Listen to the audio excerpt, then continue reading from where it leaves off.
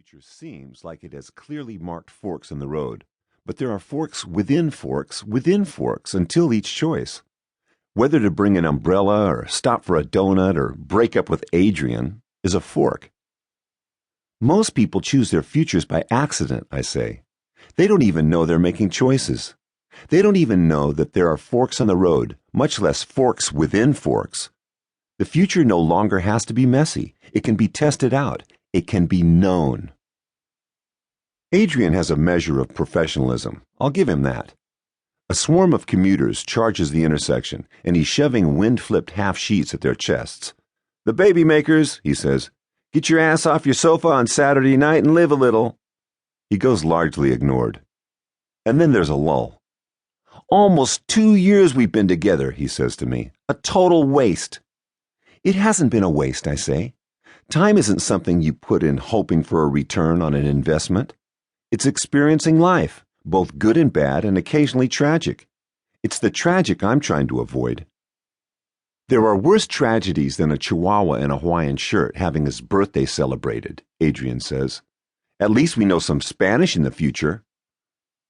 A woman pushing a stroller is stalled, reading the half sheet. She might want to ask a question.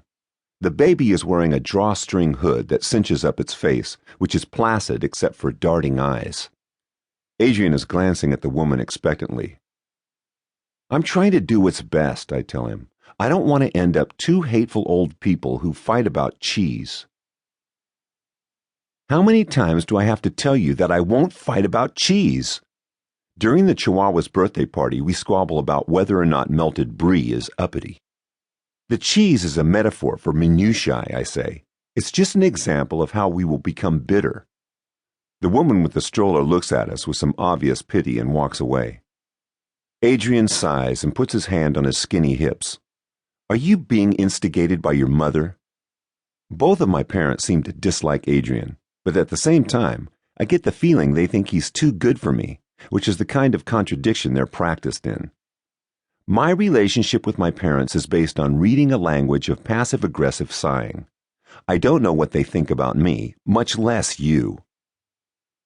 "Dot doesn't like me either," he sighs. "She's a weird bird." My best friend, Dot, is a little odd and steals things. A nervous habit, really. She just wants me to be with someone who's right for me. "I'm a grown-up, Adrian. Come on, I make my own decisions."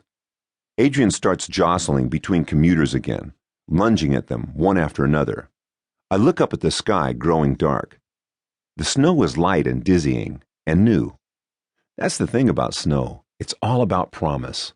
It's nature's do-over. Suddenly, Adrian is standing right in front of me. He looks a little teary. Maybe it's just the cold wind. He's so close, I feel his warm breath. This is possibly the most exercise he's gotten in weeks. I imagine his ribs rising and falling after sex. I'll miss his hands on me, and the way he says I'm the best goddamn librarian in the world, even though he's never understood what I do at the library exactly. There's something sweet about how he loves me without knowing me, a blind love, which is almost like an unconditional love, but not quite. He hands me a half sheet and says in his rough voice, "Get your ass off your sofa and live a little, Evelyn Schreiner." He nods. A series of jerky chin-up nods, meaning I'm saying one thing, but I mean something bigger. And he means I'm letting you go. I look at the half sheet, the baby makers in bold letters, and beneath that, "Get your ass off the sofa and live a little." I fold the flyer and put it in my coat pocket. For a split second, I try to memorize everything. The rattle of his papers, the cold shock of wind cutting the thread of my stockings, the exhaust rolling up from idling traffic, and Adrian's wind-chapped cheeks. I'm going to lose him. I feel a pang of panic and remorse. I miss him already. I start to tear up but refuse to cry. I have to stand my ground. I hold the lapel of Adrian's pea coat, curling my hand under the itchy wool. "Adrian?" I whisper so softly I'm not sure he can even hear me. "Evelyn?"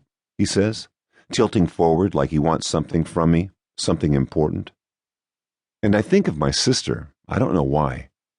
She died a year and a half before I was born. I was conceived as her replacement.